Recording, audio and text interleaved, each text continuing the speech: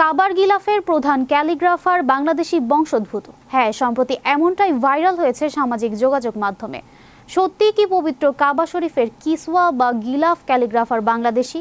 এ নিয়ে বিস্তারিত থাকছে ডেস্ক রিপোর্টে। এমন এক বাংলাদেশি বংশোদ্ভূত যার হাতের ছোঁয়ায় সুবসিত হয় বিশ্বের সবচেয়ে পবিত্র স্থাপনা পবিত্র কাবা শরীফের কিসওয়া বা গিলাফ। তার নাম মুক্তার আলম শাকদার। সৌদি আরবের একটি বাংলাদেশি পরিবারে জন্ম নেয়া এই গুণী ক্যালিগ্রাফার পৈতৃক নিবাস বাংলাদেশের চট্টগ্রাম জেলার লোহাপাড়া উপজেলার রশিদের ঘোনা গ্রামে। শৈশব থেকেই আরবি ক্যালিগ্রাফির প্রতি ছিল তার গভীর অনুরাগ। তিনি মক্কার উম্মুল কুরা বিশ্ববিদ্যালয় থেকে চারুকলা স্নাতক এবং ক্যালিগ্রাফি বিশেষায়িত স্নাতকোত্তর ডিগ্রি অর্জন করেন। পরবর্তীতে একই বিশ্ববিদ্যালয়ে ক্যালিগ্রাফি শিক্ষক হিসেবে দায়িত্ব পালন করেন।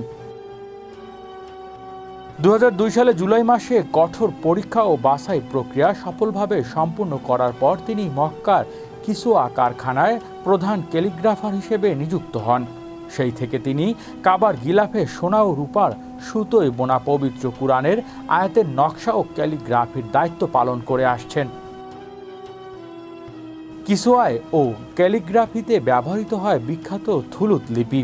মুক্তার আলম মূল নকশার ঐতিহ্য অক্ষুণ্ণ রেখে অক্ষরের আকার, অনুপাত এবং অলংকারিত নকশায় সূক্ষ্ম ও নান্দনিক উন্নয়ন ঘটিয়েছেন।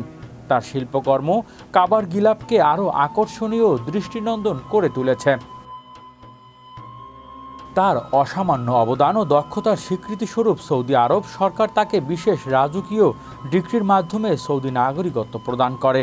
এই সম্মান অর্জনের পর মসজিদুল হারামের প্রধান ইমাম তার সম্মানে বিশেষ সংবর্ধনার আয়োজন করে এবং তাকে সম্মাননা স্মারক প্রদান করা হয়। প্রতি বছর লাখো মুসল্লি যখন কাবা শরীফ তাওয়াফ করেন তখন তারা যে কুরআনের আয়াতখচিত কালো গিলাফের দিকে মুগ্ধ দৃষ্টিতে তাকিয়ে থাকেন তার পেছনে রয়েছে এক বাংলাদেশি বংশোদ্ভূত শিল্পীর নিপুণ হাতের স্পর্শ। মুক্তার আলম শাকদার সত্যি আমাদের জন্য এক গর্বের নাম। হৃদয় আশিস, বিশ্ব বাংলা 24 নিউজ ডেস্ক।